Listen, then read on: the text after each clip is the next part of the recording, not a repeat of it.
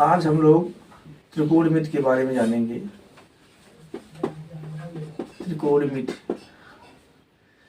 त्रिकोणमिति के बारे में हम लोग जिसको बोलते हैं ट्रिग्नोमेट्री, क्या बोलते हैं इसको? ट्रिग्नोमेट्री जानेंगे। त्रिकोणमिति का अर्थ होता है, त्रिकोणमिति का अर्थ होता है तीन कोणों का मापन। तीन कोणों का मापन ही क्या कहलाता है? त्रिकोणमिति कहलाता है।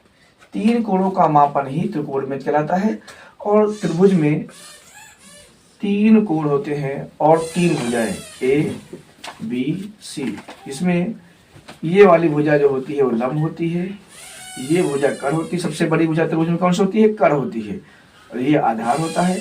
अगर त्रिभुज में तीन भुजाएं पता है तो आप कोई भी कोण निकाल सकते हैं। जैसे पाइथागोरस प्रमेय से हम लोग अगर दो भुजा पता है, तीसरी भुजा निकालने के लिए पाइथागोरस प्रमेय लगा सकते हैं।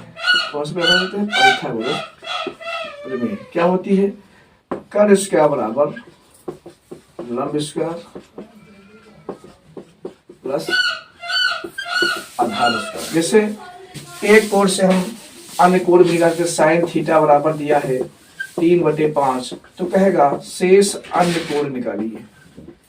शेष अन्य कोण, शेष अन्य कोण का मतलब ये आपने पढ़ा ही होगा, साइन थीटा कास थीटा। तीन कोण होते हैं, साइन कास टैन। इनके व्युत्क्रम होते हैं, साइन का अपोजिट कोसेक होता है, कास का अपोजिट सेक होता है, टैन का अपोजिट काट होता है।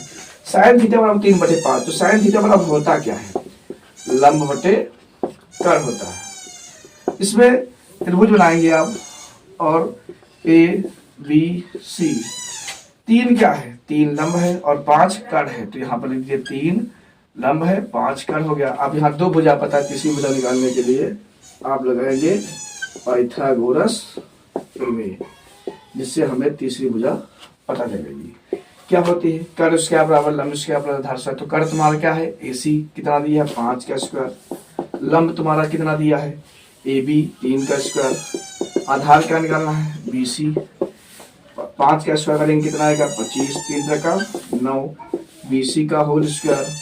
अब ये इधर पछाड़ना करेंगे हम, तो BC बराबर 25, यहाँ पॉजिटिव है, इधर नेगेटिव हो जाएगा। 25 माइनस के 9, 25 में 9 घटाएंगे बचेगा 16।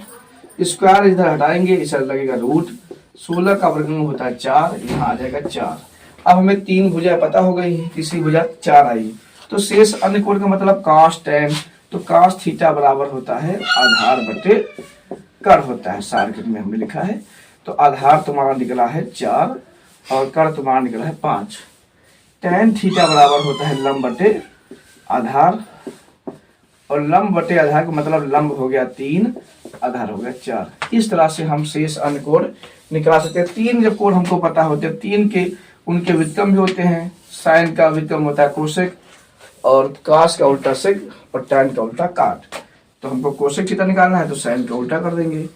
क्या होता है? साइन का मान गया 3/5, तो 5/3 हो जाएगा। इसी तरह हमको सेक थीटा निकालना है तो कास का उल्टा कर देंगे। 4/5 होता है तो 5/4 हो जाएगा। इसी प्रकार हम सिमिलरली इसको बोलते हैं काट थीटा निकालना है तो टैन थीटा का उल्टा कर देंगे, ये हो जाएगा 4/3। तो क्या बच्चों आपको समझ में आया कि नहीं आया? ठीक है।